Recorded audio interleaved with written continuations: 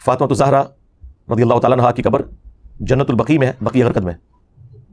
तो सऊदी हुकूमत उनको क्यों तरजीह नहीं देते? मैं क्या तरजीह दें? वहां पे मज़ार बना दे। यानी नबी इस्लाम की 3 बेटियां और भी दफन है, उनके मज़ार बनाए जो नबी इस्लाम ने खुद नहीं बनाए थे। ये काम करें। और सबसे अफजल तरीन पर्सनैलिटीज में से एक हुजूर का बेटा इब्राहिम बिन मोहम्मद अलैहिस्सलाम, वो दफन है, उनका मज़ार हुजूर ने नहीं बनाया। तो अब ये पीछे वाले क्या फातिमा का मज़ार बनाए वहां पे? नबी इस्लाम की मुखालफत करें, कब्रों पे इमारत बना दे, जो मुस्लिम शीम में हदीस है। तो मैं मना करता हूं कब्रों को पक्का करने से, इन पे इमारत बनाने से और इन पे बैठने से। तरजीह सैयदा फातिमा को, ना किसी सहाबी की, ना किसी ताबी की, ना आज के किसी मौलवी की, किसी जुमले की जरूरत है उनकी तरजीह के लिए, जिनको रसूलुल्लाह ने फरमाया कि मेरे जिगर का टुकड़ा, हाँ बुखारी मुस्लिम में हदीस, जिसने फातिमा को तकलीफ दी उसने मुझे दी, बुखारी मुस्लिम की हदीस, जन्नती औरतों की सरदार, उनको तरजीह की क्या जरूरत है भाई? वो तो बकिया गरकद में दफन शुदा लोगों में मेरे नजदीक सबसे अफजल तरीन पर्सनैलिटी है। हाँ, उनसे अफजल कोई नहीं वहां पे दफन। ना कोई सहाबी जुरत करेगा कि मैं नबी की बेटी से अफजल हूं। अल्लाह के बंदो, ये जुरत हजरत अबू बकर ना करें कि वो कहें कि मैं फातिमा से अफजल हूं।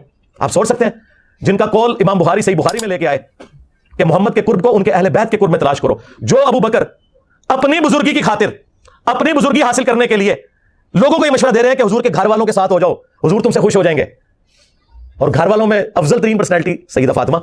और इस हजरत अबू बकर के कौल को इमाम बुखारी ने हसन हुसैन के चैप्टर में लिया, उम्महातुल मोमिनीन के चैप्टर में नहीं लिया, ताकि नासबियों का रद्द हो कि यहां आले मोहम्मद से मुराद, अहले बैत रसूल से मुराद नबी इस्लाम की औलाद है। अगरचे उम्महातुल मोमिनीन भी आले रसूल हैं, उनके आले रसूल होने का इनकार करने वाला बदबख्त है, गुमराह है, खबीस है। लेकिन जो अहले बैत वाला ये मामला है वो आप देख लें, मिशकात में भी आप तीसरी जिल्द खोलें, हुजूर की बीवियों का चैप्टर अलग है, अहले बैत का चैप्टर अलग है। हाँ, ये वाला मामला बिल्कुल डिफरेंट है।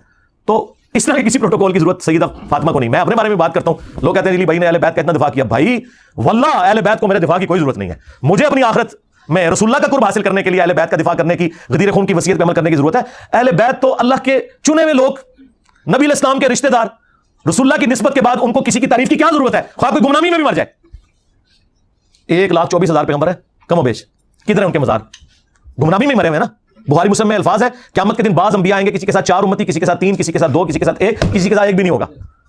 एक बंदा ईमान ना लाया हो तो वो तो क़यामत के दिन डरेगा कि अल्लाह मुझसे पूछ ले कि तूने इतनी मेहनत की, एक बंदा तो ले आंदा नहीं। अल्लाह पूछेगा। अल्लाह ने तो हमारे नबी को कहा, ए नबी आपसे हम अहले जहन्नम के बारे में नहीं पूछेंगे कि लोग जहन्नम में क्यों चले गए, तुम्हारी ड्यूटी लगाई थी। हुजूर की ड्यूटी ये नहीं लगी हुई है कि लोगों को जहन्नम से जबरदस्ती निकाल के जन्नत में लेके जाना, नहीं, लोगों को दावत देकर जहन्नम से बचाकर जन्नत की तरफ बुलाना है, लेके जाना कोई जिम्मेदारी नहीं है।